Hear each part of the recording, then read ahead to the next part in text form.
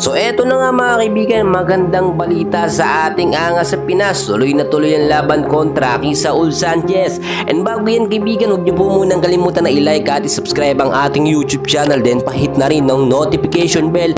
Maraming salamat po. Well mga kaibigan, matapos nga pong sumobra ng ilang pounds ang ating pambato na si Casimero Cuadro Alas, no, ay tila malaking problema ang kinakaharap ng ating pambato. Well, magandang balita naman kasi dahil binigyan siya ng ilang oras para imit nga po ang tamang timbang na 122 pounds. Nagpapaya kasi ang coaching staff nga po ng ating pambato. Sa pagkakataong ito, tila magic ang nangyari mga kaibigan. Tila walang kinain na kahit ano si Angas ng Pinas or uminom lang ng tubig, no, ay hindi niya ginawa para mamit at mabawasan ng kanyang timbang.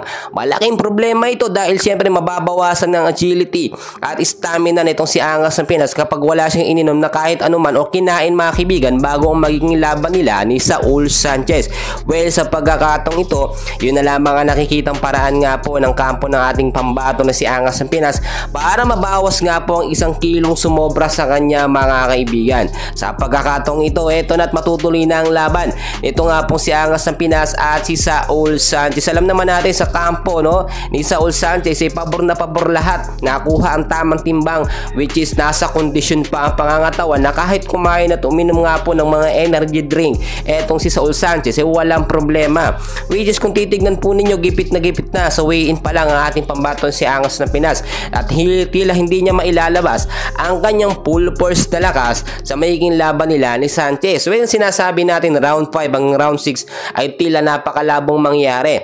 Pero dahil Pilipino ang lalaban dito kay Saul Sanchez ay walang imposible mga kaibigan. Si Angas ng Pinas ay tinaguri ang immortal at pinakamalakas na boksingero ngayon, no, na aktibo sa Pilipinas at alam naman natin na kaya niyang gawing imposible ang mga bagay na imposible. Well, tignan natin mabuti mga kaibigan. Biruin ninyo 1 kilo, nabawas agad mga kaibigan, which is napakagaling ng ginawa ng kampo ng ating pambato na si Casimero Cuadro Alas. Etong sinasabi natin na 1 kilo ay hindi nagiging balakid mga kaibigan.